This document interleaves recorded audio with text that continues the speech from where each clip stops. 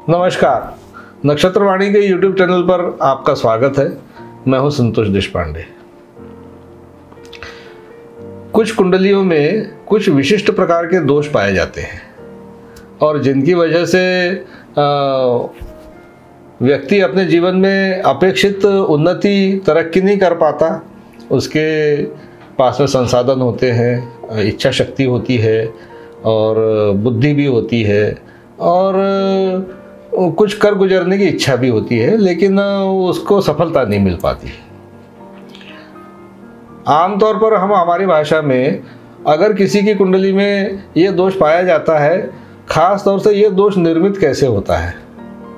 देखने में आया है कि राहु गुरु के साथ में अगर किसी प्रकार के कंजंक्शन में हो, युति में हो और एक विशिष्ट घर में बैठा हो। आज हम एक विशिष्ट योग की उसी की चर्चा करेंगे जो इच्छा पूर्ति के लिए जाना जाता है। सभी पद्धतियों में, चाहे पुरानी पद्धति हो, नई पद्धति हो या कृष्णमूर्ति पद्धति हो, कोई पद्धति हो, 11वें घर को इच्छा पूर्ति का घर कहा गया है।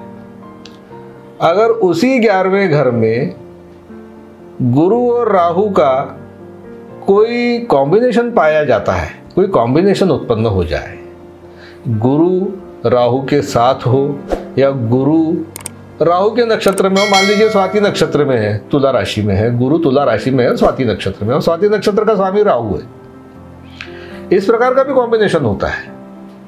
या राहु अगर गुरु के नक्षत्र में हो, दोनों एक साथ बैठते, भले दोनों एक दूसरे पर दृष्टिपात कर रहे हो, दोनों ग्रह ऐसे हैं, राहु और गुरु, ये दोनों ग्रह ऐसे हैं कि जिनकी 9वीं दृष्टि भी होती है। 5वीं, 7वीं और 9वीं, ये 3 प्रकार की दृष्टियां होती है।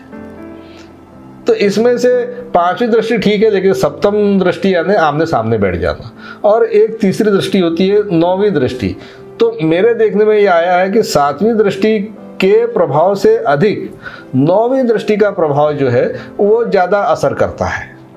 कैसे कि जैसे अगर 11वें घर में अगर गुरु और राहु ये दोनों बैठे हों तो 9वें, 11, 12, 1, 2, 3, 4, 5, 6, 7 यानी कि 7वें घर पे दृष्टि आती है। दोनों की दृष्टि आएगी, गुरु की दृष्टि आएगी, राहु की भी दृष्टि आएगी।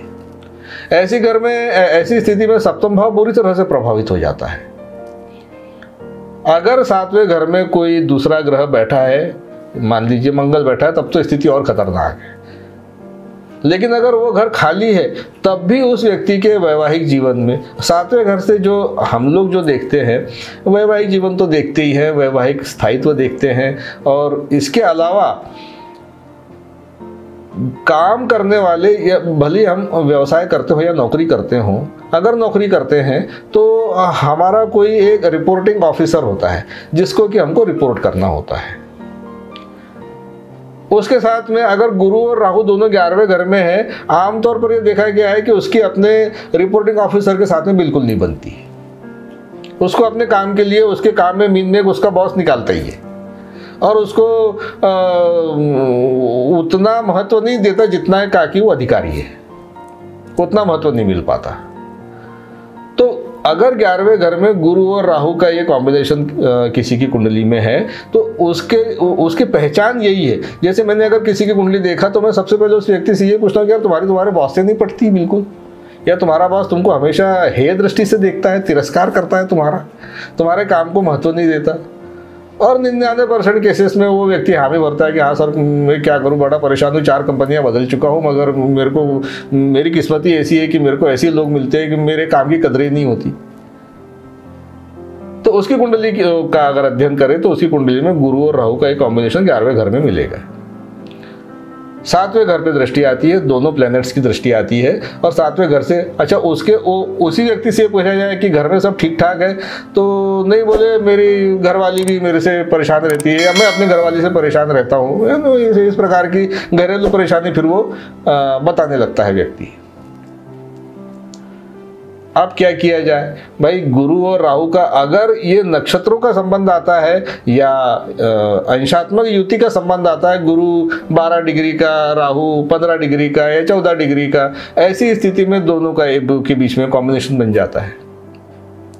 क्या उपाय है, क्या तरीका है कि हम गुरु और राहु के इस युति से, इसको दूसरी भाषा में चांडाल योग भी बोलते हैं, चांडाल योग के ऊपर मैं अलग वीडियो बनाऊंगा। मैं गुरु और राहु का अगर योग है तो ये 6 प्रकार के जो योग होते हैं उसमें से एक दुर्योग होता है ये, कि जो व्यक्ति की सफलता में अड़चन लाता है।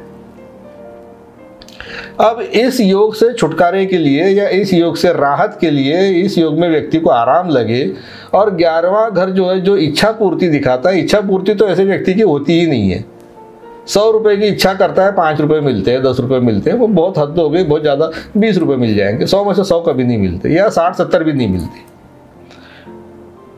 टारगेट कभी अचीव नहीं होते उसके लाइफ के, कुछ ना कुछ उसमें बाधा। अगर मकान बनाना शुरू करेगा तो अधूरा ही रह जाएगा, या बड़ा रोते गाते पूरा होगा, कुछ ना कुछ कमी फिर भी रह जाएगी। उसके जो सबऑर्डिनेट्स होते हैं वो पूरी तरह से उसकी बात सुनते नहीं है, सामाजिक मान सम्मान उतना उसको मिलता नहीं है। क्या किया जाए? मैं आज आपको एक सिंपल से 2-3 उपाय बताऊंगा आपको मैं। अगर किसी व्यक्ति की कुंडली में गुरु और राहु का ये कॉम्बिनेशन 11वें घर में है, उसको क्या करना चाहिए? सबसे पहला काम तो ये करना चाहिए कि जो देशी शराब होती है, देशी शराब, और राहु का जो देवता है वो है काल भैरव। तो काल भैरव का, अभी बहुत से लोग जानते होंगे उज्जैन में एक मंदिर है काल भैरव का। अगर वहाँ जाकर के काल भैरव की पूजा करके उन्हें उस शराब, उनका जो पदार्थ है वो उसको अर्पित किया जाए तो वो प्रसन्न हो जाते हैं। लेकिन ऐसे जो दुर्गा जी का मंदिर हो, कहीं पर काली जी का मंदिर हो या काली जी की मूर्ति हो, तो आसपास, उसके आसपास अवश्य काल भैरव की मूर्ति पाई जाती है। आप अपने क्षेत्र में पता कर लें इस प्रकार का मंदिर कहाँ है, और वहाँ जा कर के और थोड़ा सा शराब की 2 बूंद का प्रसाद वहाँ चढ़ाएं, चढ़ाएं, यानी उस मूर्ति के ऊपर नहीं डालना है, मूर्ति के चरणों में भी अगर आपने टपका दिया चलेगा। और जो बाकी की शराब बच जाती है वो शराब को आप जो समाज का जो निचला तबका होता है, रोज कमा के खाने वाला, जैसे कि हमाल हो गए, बोझा उठाने वाले, टैक्सी ड्राइवर हो गए, या इस प्रकार के जो तबके के लोग हैं, उनको आप वितरित कर दें, उनको दान कर दें, स्वयं ग्रहण ना करें। ये हो गया। और इस काम को यदि आप इतवार को करते हैं, बहुत अच्छा, नंबर 1 बात। नंबर 2 बात यह है कि स्थान विशेष जैसे कि श्मशान, अब किसी मृतक व्यक्ति का जो कपड़ा होता है, कफन का कपड़ा आप जीवन में एक बार अवश्य दान कर दें किसी अपरिचित व्यक्ति को। आपने देखा होगा बहुत से लोग कभी नगर पालिका, नगर निगम, इनके इसमें ऐसे लोग आ जाते हैं कि मृत्यु हो जाती है और उनका अंतिम संस्कार करने वाला कोई नहीं मिलता। तो ऐसी स्थिति में आप अंतिम संस्कार की सामग्री के साथ में कफन का कपड़ा अवश्य दान करें। ये काम आपको जीवन में एक ही बार करना है, लेकिन अगर बार बार करें तो बहुत अच्छा है, समाज के हित में है ये।